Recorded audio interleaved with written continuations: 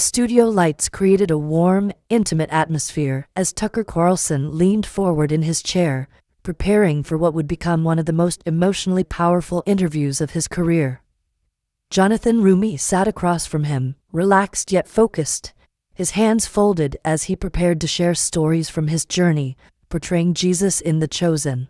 The cameras rolled, capturing what would soon become a moment that would touch millions of viewers around the world. Neither man knew that this conversation would lead to tears, revelation, and one of television's most genuine displays of raw emotion. Tucker began the interview as he always did, with professional curiosity and sharp questions designed to get to the heart of his guest's story. "You're an actor. You're looking for work," he started, his voice carrying its familiar tone of measured inquiry. "Your agent calls you and says, 'We'd like you to play Jesus.' What's that like?" The question seemed simple enough, but Jonathan's response would begin to unravel layers of meaning that neither man had fully anticipated. Jonathan's face softened as he reflected on that life-changing phone call. "It was an answered prayer," he said simply, the weight of those words settling between them, like a prayer itself. He explained how the call came from Dallas Jenkins, the creator of The Chosen, whom he had worked with before on smaller church productions. What started as simple church vignettes had somehow led to this moment, this role, this responsibility that would change everything. As Jonathan began to tell his story, Tucker found himself drawn in by the actor's genuine humility and obvious reverence for the role. This wasn't the typical Hollywood story of landing a big part. This felt different, deeper, touched by something beyond the usual entertainment industry mechanics. Jonathan spoke of playing Jesus in small church productions for years before The Chosen, as if life had been preparing him for this moment through a series of seemingly unconnected events. The conversation flowed naturally as Jonathan described his early experiences with the role. He talked about first playing Jesus in a short film called The Two Thieves, where he initially auditioned for the penitent thief but was unexpectedly called back to read for Jesus instead. About 10 seconds into the audition, Jonathan recounted with a slight smile. Dallas said, "That's Jesus. That's my Jesus for this show." There was no fanfare, no competition, just a recognition of something undefinable yet unmistakable.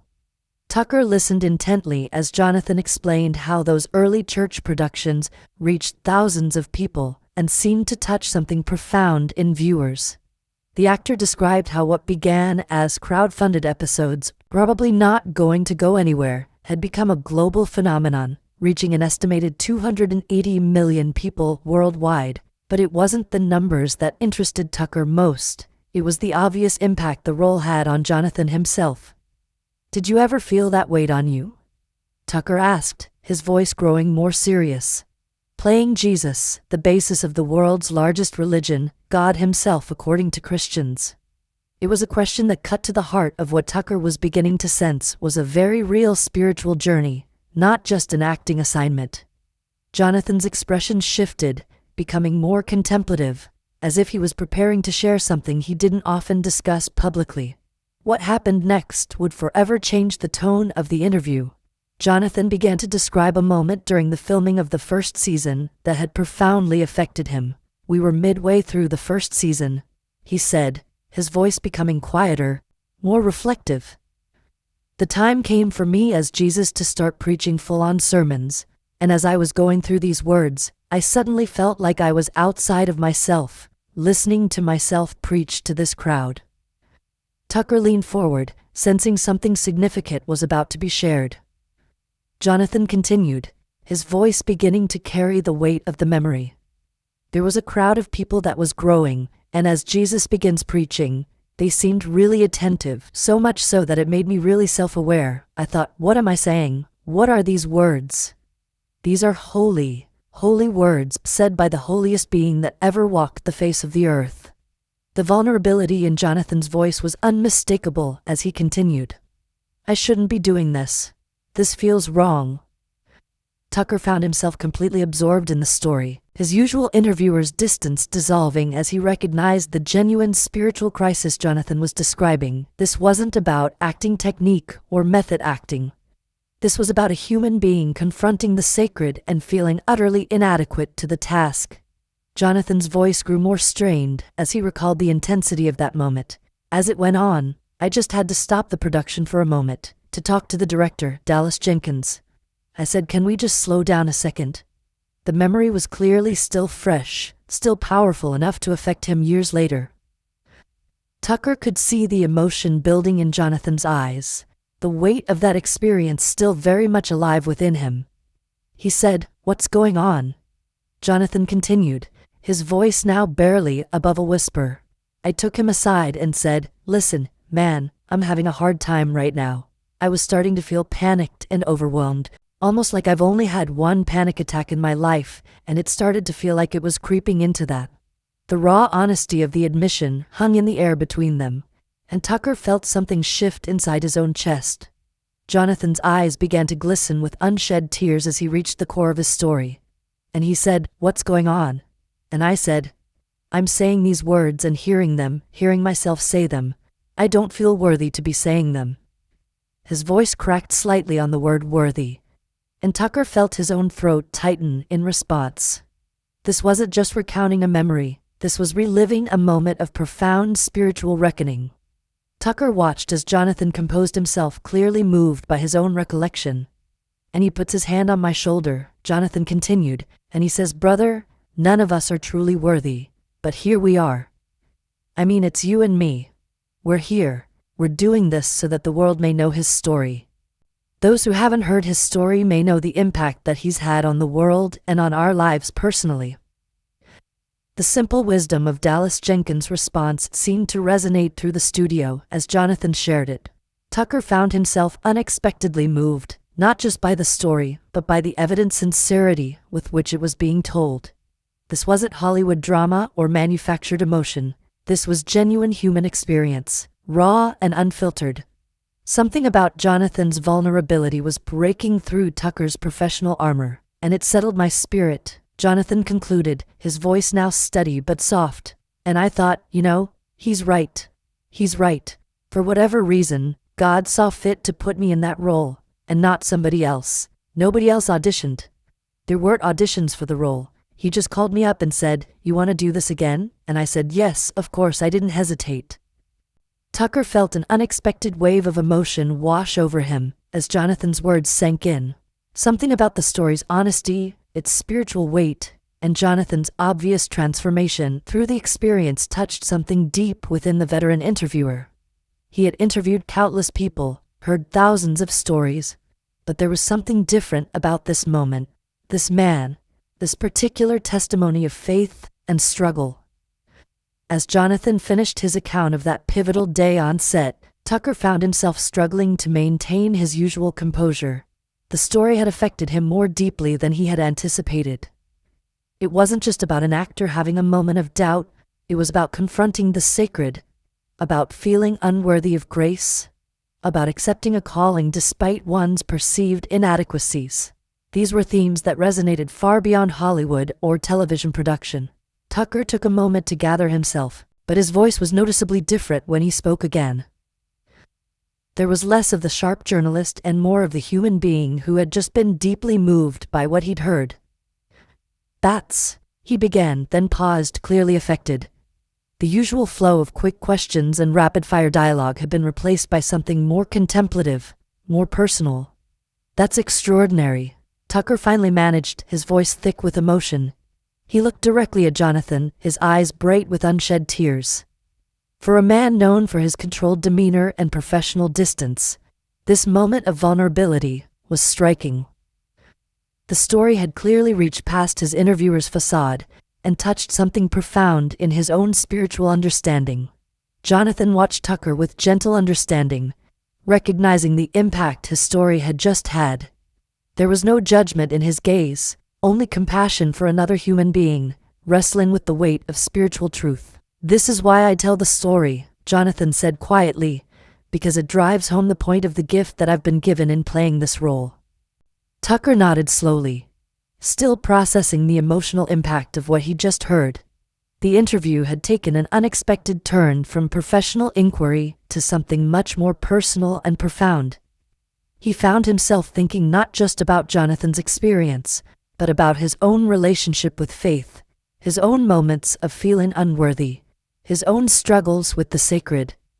"You know," Tucker said, his voice still carrying that unusual emotional weight, "I think what strikes me most about that story is the honesty of your reaction. Most people would be afraid to admit feeling unworthy, afraid to show that kind of vulnerability." He paused, gathering his thoughts. But there's something beautiful about that recognition, that humility in the face of the sacred. The exchange had transformed both men in subtle but significant ways. Tucker, known for his quick wit and sharp questioning, found himself in a moment of genuine human connection that transcended the usual dynamics of interviewer and subject. Jonathan, for his part, seemed to radiate a quiet peace, as if sharing the story yet again had reinforced his own understanding of his calling and purpose. As the moment stretched between them, filled with unspoken understanding and shared emotion, it became clear that this was more than just another interview segment. This was a moment of authentic human connection, of spiritual recognition, of two men acknowledging something larger than themselves. The cameras continued to roll, but the presence of God seemed to fill the space between them. Tucker wiped his eyes discreetly, not embarrassed by his tears, but perhaps surprised by their intensity. "I have to tell you," he said, his voice still not quite steady, "I've done thousands of interviews over the years, and I can't remember the last time someone's story affected me like this. There's something about the way you tell it, the obvious truth of it, that just—" He trailed off, gesturing helplessly. Jonathan smiled with understanding. "I think that's the power of truth," he said simply. "When you share something real, something that comes from a genuine place, it resonates with people. It connects us at a level deeper than words." He paused thoughtfully. "That's what I've found with this role. It's not about my performance or my acting ability. It's about being open to something greater, to letting God work through whatever vessel He chooses." The conversation continued, but with a different quality now. The professional distance had been replaced by genuine connection.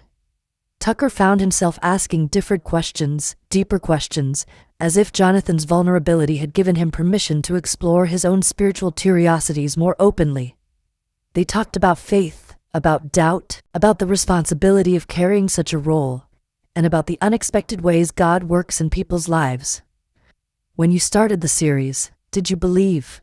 Tucker asked, his voice still carrying that new emotional depth. "Did you believe in the gospel?"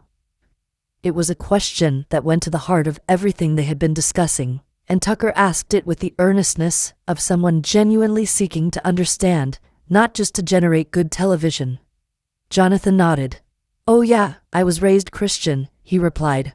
"I was baptized Greek Orthodox, but when my family moved to the suburbs, there weren't really Greek Orthodox options. My dad had gone to Catholic school, my mom was Catholic from Ireland, so we went to the local Catholic church.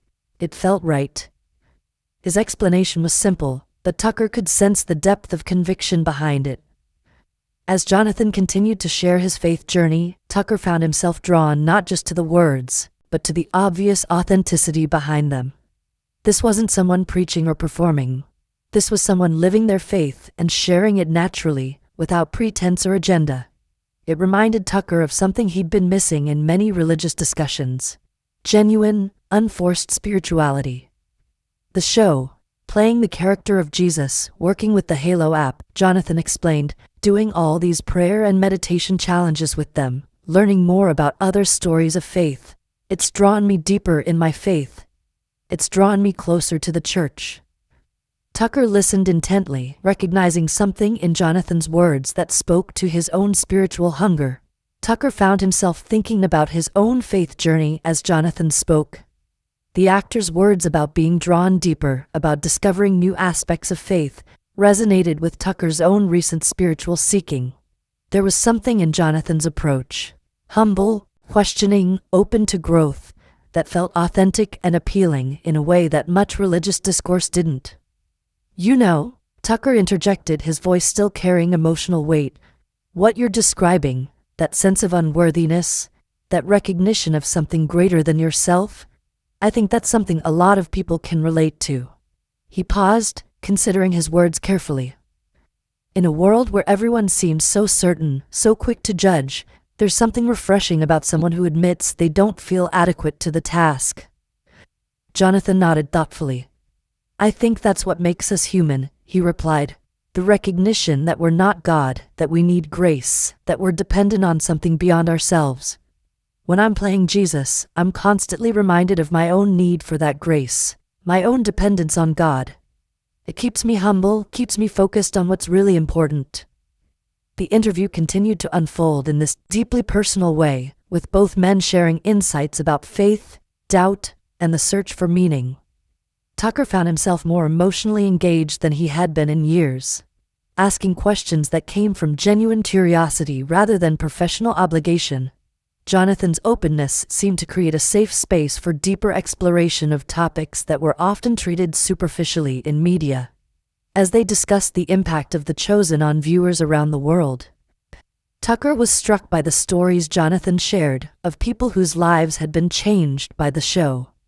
We get feedback from people who were atheists all their life, Jonathan explained, and somebody gave them the show, and all of a sudden something tweaked in their heart. They're like, why do I feel this way about the sky? I want to know the sky. Tucker listened to these accounts with visible emotion, still processing his own reaction to Jonathan's earlier story. There was something about the real-world impact of this work that moved him deeply. People who haven't been to church in 30 years, Jonathan continued, started going back to church, going to their first confession in 30 years. I've heard all of these things. The weight of responsibility that came with such influence clearly wasn't lost on Jonathan, and Tucker could see how seriously he took it. I give God all the credit, Jonathan said simply. I feel like I'm Jesus' stand-in. Jesus is the star, and I'm his stand-in. This humility in that statement, coming after everything Jonathan had shared, seemed to encapsulate everything Tucker found moving about this man's approach to his role. Tucker took a moment to compose himself, wiping his eyes again as he reflected on everything he'd heard. You know, he said, his voice still emotional, I came into this interview expecting to talk about a television show, about your career, about the entertainment industry. But this has been something entirely different. This has been about faith, about calling, about the real impact of spiritual work in the world. The sincerity of the moment wasn't lost on either man. Jonathan looked at Tucker with understanding and compassion, recognizing the genuine emotional response his story had provoked. I think that's what happens when you're talking about something real, Jonathan said gently. When you're discussing matters of the soul, of faith, of purpose, it touches something deep in all of us. Tucker nodded, still clearly moved. I have to ask, he said, his voice uncertain, how do you handle the weight of it all? The responsibility, the knowledge that millions of people see your face when they think of Jesus, that you're connected to the most important relationship in many people's lives. It was a question that seemed to come from Tucker's own wrestling with the implications of everything they'd discussed. Jonathan's response was immediate and heartfelt. I try not to think about that too much, he admitted with a slight smile. I think God has given me the gift and the grace of being somewhat blinded to the magnitude of it. Most of the time, I think I'm shielded from it because if I was aware of exactly what that implication was, even for a single person, it would crush me. Self-awareness is a burden, Tucker observed, his voice carrying a note of recognition. I know people who are highly self-aware, and they're in agony all day. Jonathan nodded in agreement. But when it comes to playing this character, he said, I'm glad I don't have that level of self-awareness. That's a blessing. The conversation had evolved far beyond a typical television interview. It had become a genuine exchange between two men, grappling with questions of faith, purpose, and responsibility. Tucker found himself more emotionally engaged than he had been in years. His usual professional detachment completely dissolved by the authenticity of Jonathan's sharing. As they continued to talk, Tucker kept returning to that pivotal moment Jonathan had described on set, when he felt overwhelmed by the sacredness of the words he was speaking.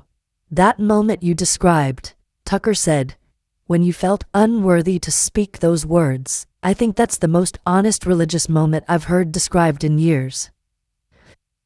Jonathan seemed to understand the impact his story continued to have on Tucker. It's important to share those moments, he said thoughtfully, because I think a lot of people feel that way, unworthy, inadequate, overwhelmed by the magnitude of faith. But that's exactly where grace meets us, in our inadequacy. Tucker found himself thinking about his own moments of spiritual doubt and inadequacy as Jonathan spoke. The actor's willingness to share his vulnerabilities so openly had created a space where such thoughts and feelings felt safe to explore. You know, Tucker said slowly, I think what you've done here is show that faith doesn't require feeling qualified, it requires being willing. The insight seemed to resonate with both men. Jonathan nodded slowly. That's exactly right, he agreed. Willingness, not worthiness, but willingness. God doesn't call the qualified, he qualifies the called. The simple truth of the statement settled between them, adding another layer to an already profound conversation. As the interview progressed, Tucker found himself increasingly affected by Jonathan's combination of humility and conviction. Here was someone who took his role incredibly seriously while maintaining a lightness about his own importance in it. It was a balance that Tucker found deeply admirable and moving. I have to tell you, Tucker said, his voice still carrying emotional weight from their earlier exchange. Listening to you talk about this role, about your faith, about that moment of feeling unworthy. It's reminded me of things I'd forgotten about my own spiritual journey. You've made me think about questions I haven't asked myself in years. Jonathan received this admission with gentle grace. I think that's what happens when we're honest about our spiritual struggles, he replied. It gives others permission to be honest about theirs. We're all in this together, all trying to figure out how to live faithfully. How to respond to God's call in our lives. The mutual understanding between the two men was palpable. Tucker had clearly been profoundly affected by Jonathan's story and perspective, while Jonathan seemed genuinely moved by Tucker's emotional response and openness. What had begun as a professional interview had become something much more meaningful, a genuine spiritual encounter. You mentioned earlier that you pray and fast before filming, Tucker said, steering the conversation toward the practical aspects of Jonathan's spiritual preparation. Can you tell me more about that? How does that inform your approach to the role? The question came from genuine curiosity rather than journalistic obligation. Jonathan explained his pre-season spiritual practices with the same openness he had shown throughout the interview. I do a lot of praying and fasting before every season, he said. I pray before every scene.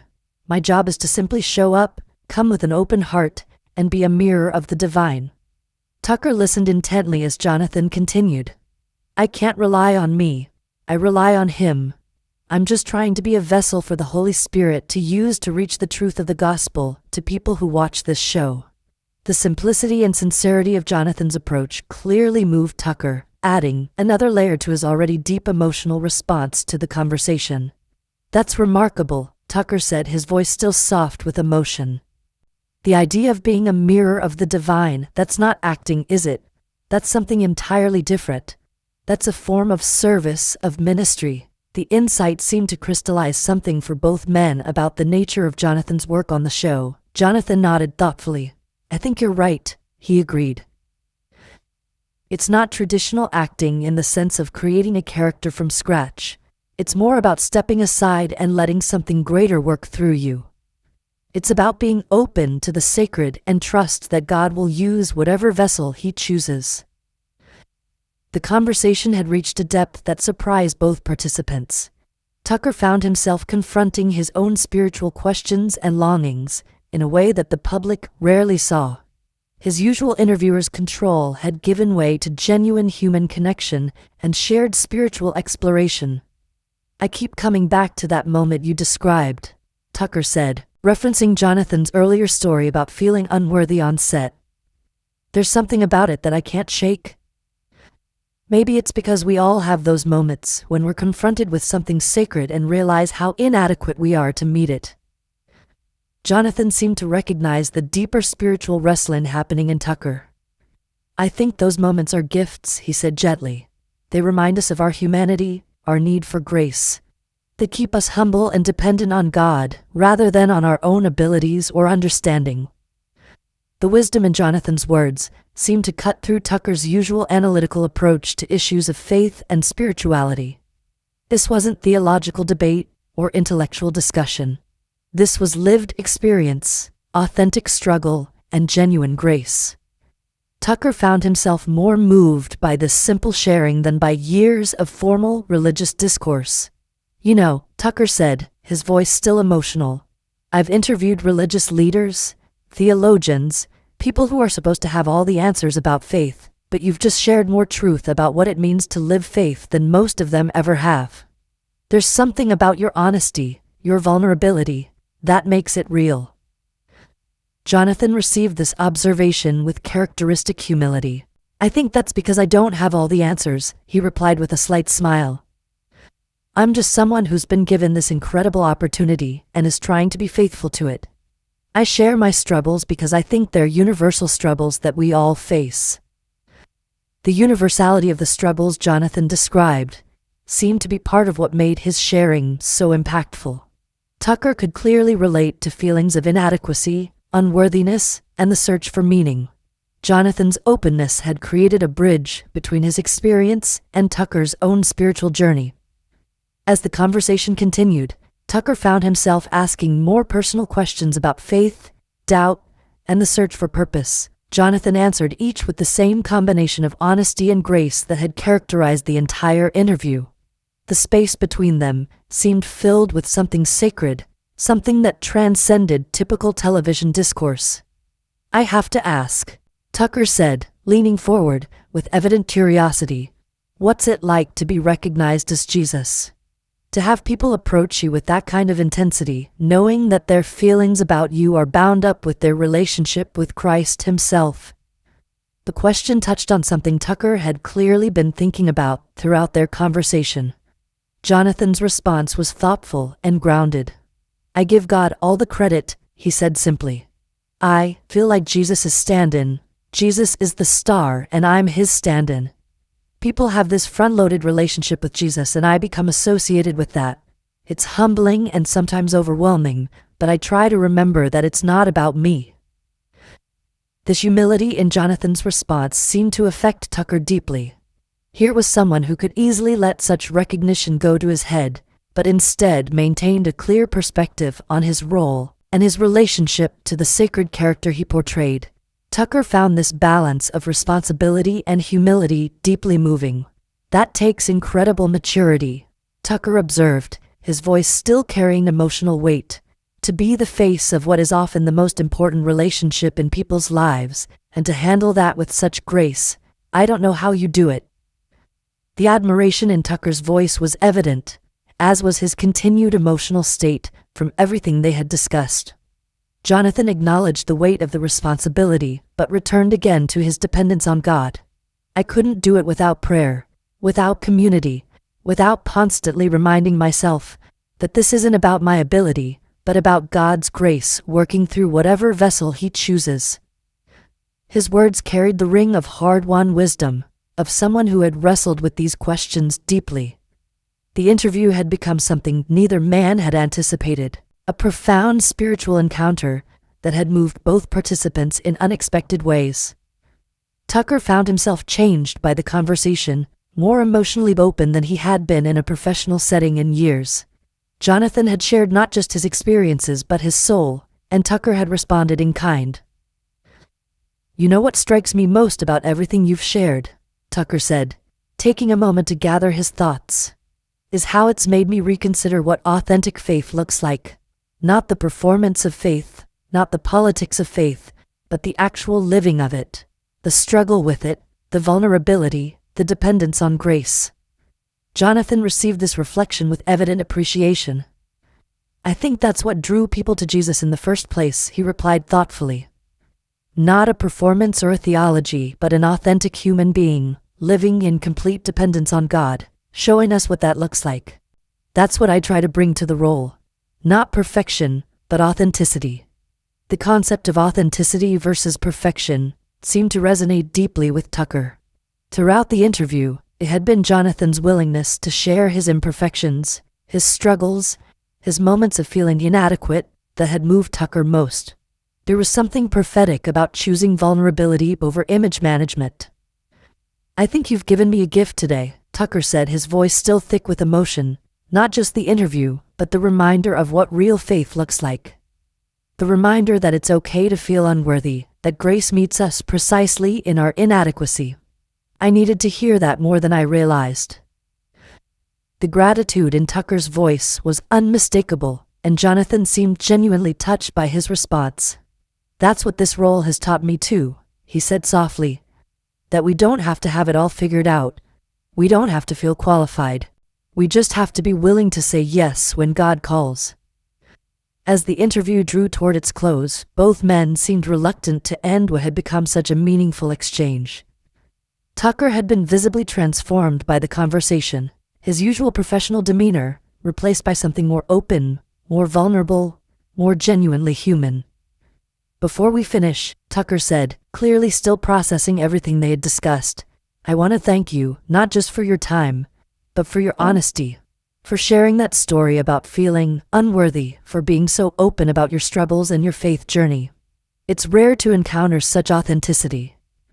Jonathan smiled warmly, clearly moved by Tucker's response to their conversation.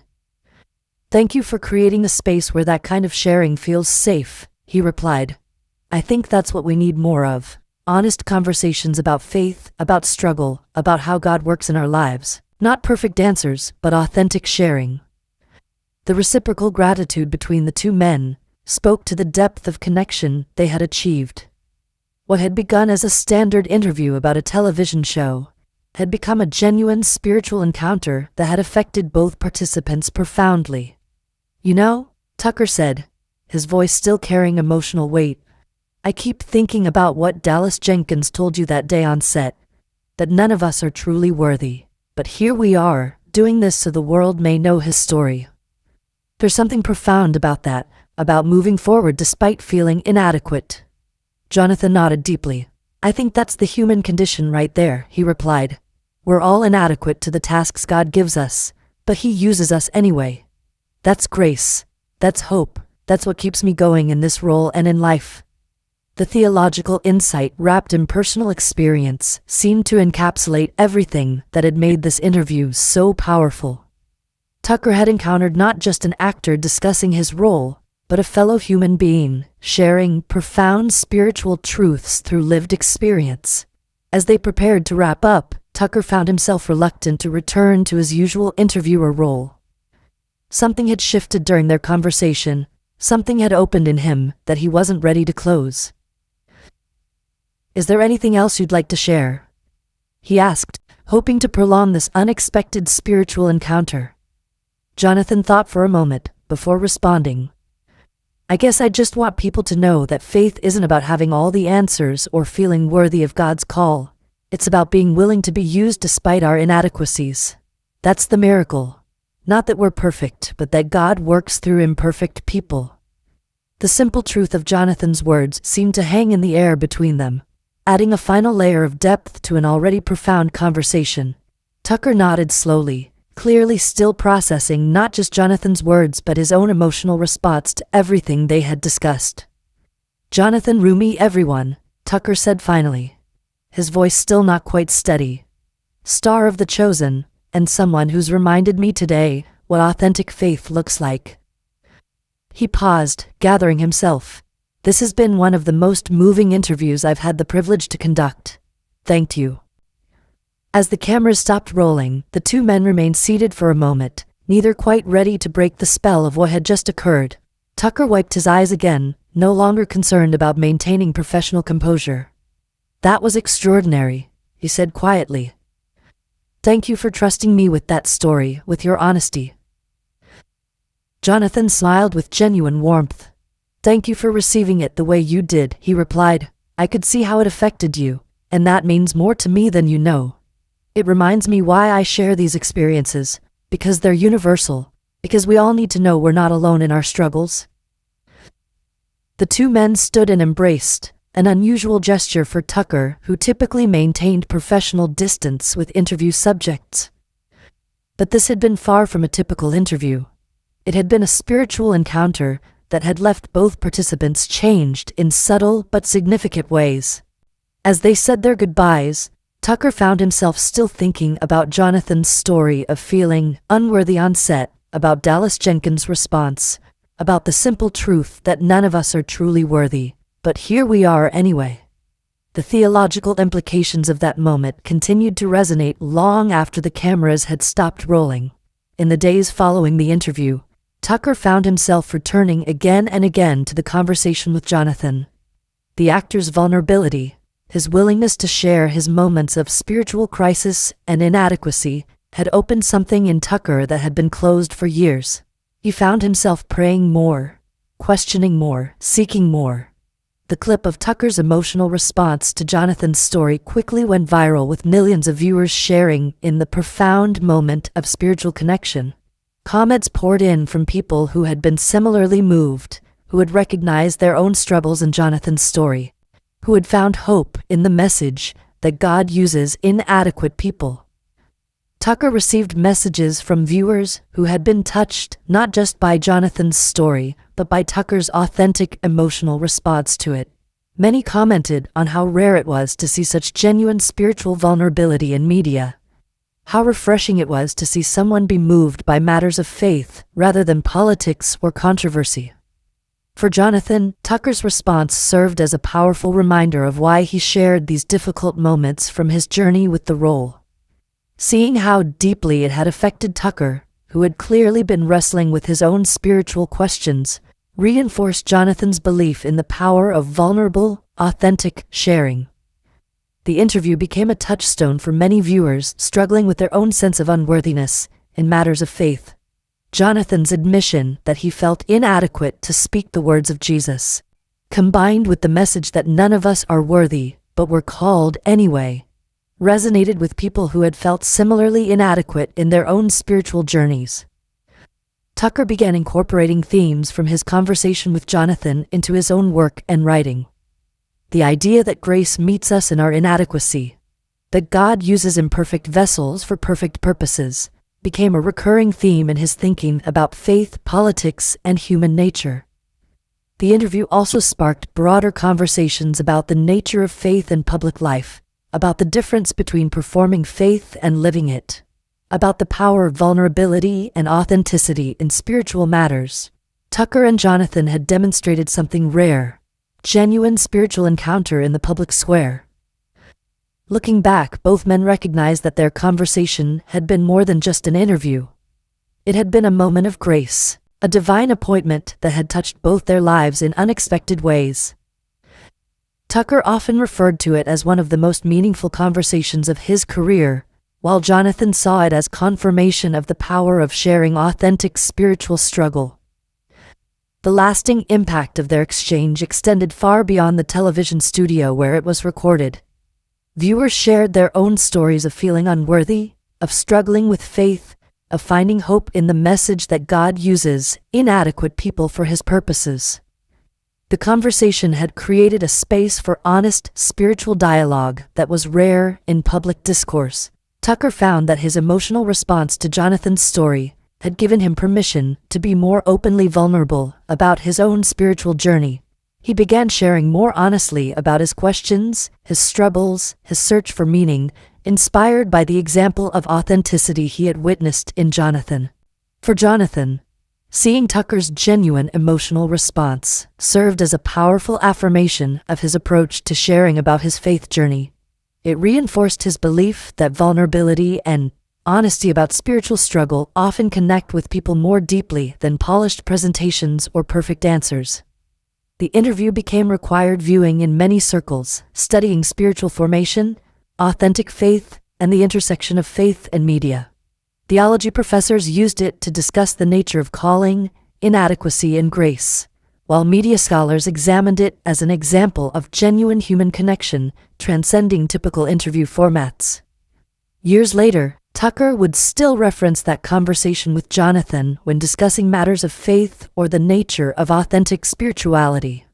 The image of an actor stopping production to confess his unworthiness, and the director's response about none of us being worthy but here we are anyway, became a touchstone for Tucker's understanding of grace. Jonathan continued to share that story from the set whenever he spoke about his experience with The Chosen, always emphasizing how Dallas Jenkins' response had changed his understanding of his role and calling. Tucker's emotional response had shown him anew the power of that moment to touch others struggling with similar feelings of inadequacy. The interview became a defining moment for both men in unexpected ways. Tucker began approaching subsequent interviews with a different kind of openness, particularly when discussing matters of faith or personal struggle. He had learned that vulnerability could create deeper connections than any aggressive questioning technique, that sometimes the most profound moments came from simply receiving someone's truth with an open heart. Jonathan, meanwhile, found himself emboldened to share even more openly about the spiritual dimensions of his work. Tucker's authentic response had shown him that there was a hunger in the culture for genuine spiritual conversation, for honest wrestling with questions of faith and calling.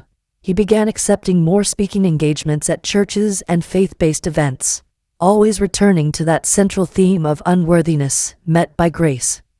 The clip of Tucker wiping away tears while listening to Jonathan's story became emblematic of something many people yearned for: authentic spiritual connection in an increasingly polarized world. It demonstrated that matters of faith could still move people across political and cultural divides, that the deepest human experiences transcended partisan boundaries.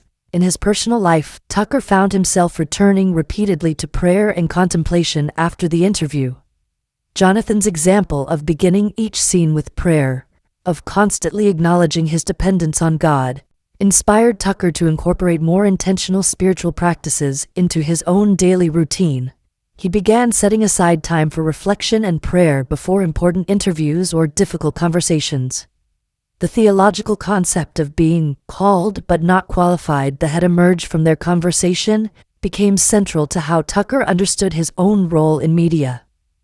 Like Jonathan, with his role as Jesus, Tucker began to see his platform less as something he had earned through his own merit and more as a stewardship, requiring constant humility and dependence on something greater than himself. Jonathan often spoke of how Tucker's immediate and unguarded emotional response had reminded him why vulnerability and faith matters.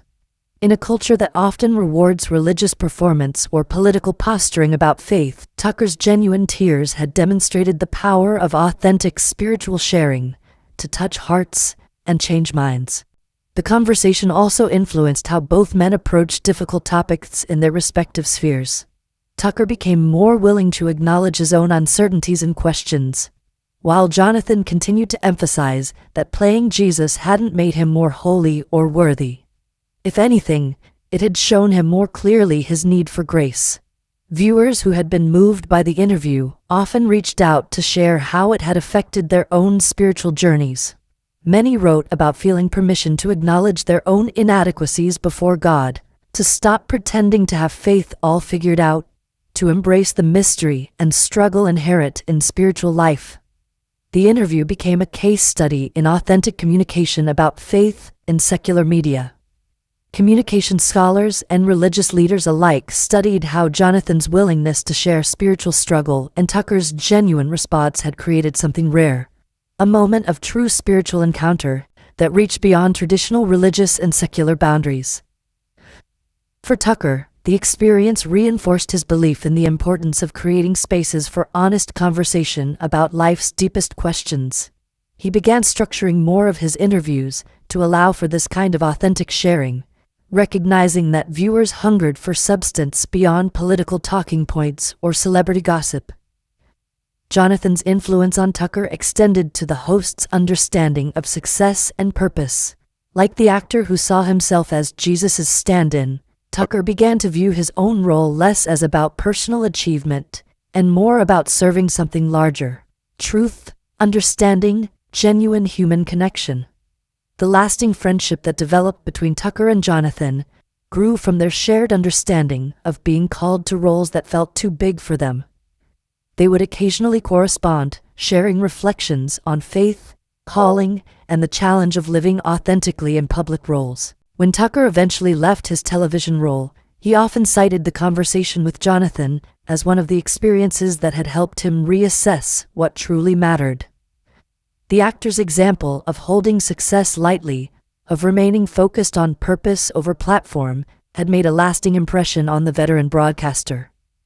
Years later, when Jonathan's series The Chosen concluded, Tucker was among those who publicly celebrated not just the show's success, but Jonathan's faithful stewardship of such a weighty role. He wrote about how the actor's vulnerability and humility had taught him valuable lessons about authentic leadership and spiritual integrity. The interview remained a touchstone for authentic spiritual discourse in media. It demonstrated that the deepest human longings for meaning, for purpose, for grace, could still be addressed openly and honestly in public forums when approached with genuine humility and care. Tucker often reflected on how Jonathan's story had challenged his own assumptions about strength and weakness, success and failure, worthiness and embrace. The image of an actor breaking down in the face of sacred responsibility had become for Tucker a symbol of what authentic faith looked like, not pretending to be adequate, but being willing anyway. For audiences struggling with imposter syndrome in their own callings, whether professional, parental, or spiritual, the conversation offered profound comfort. Here were two successful men, openly acknowledging their inadequacies, their dependence on something greater than themselves, their need for grace and support. The theological implications of their conversation continued to resonate with viewers years later. The idea that God chooses imperfect vessels for perfect purposes, that calling doesn't require worthiness, that grace meets us precisely in our inadequacy. These themes became central to many people's understanding of faith and purpose.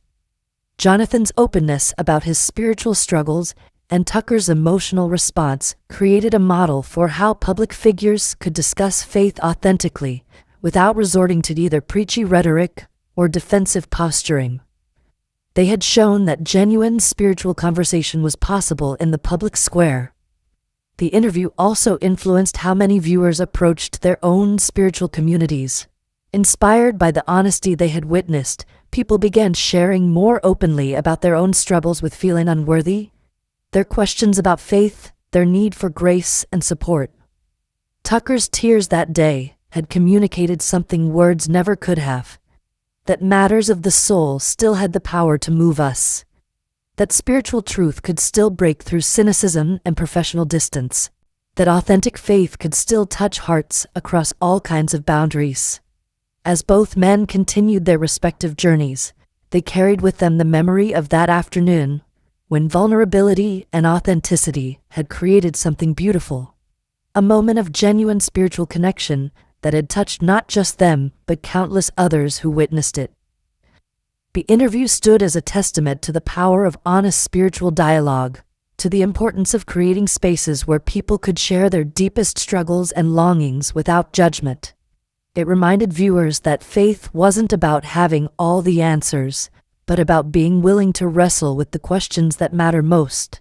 In the end, Tucker's emotional response to Jonathan's story about feeling unworthy to speak the words of Jesus had captured something essential about the human condition. Our universal inadequacy before the sacred, our need for grace, and the beautiful mystery that God chooses to work through imperfect people anyway. It was a reminder that sometimes the most profound spiritual truths are communicated not through words, but through tears, not through arguments, but through authentic human connection, not through perfection, but through shared vulnerability before the divine.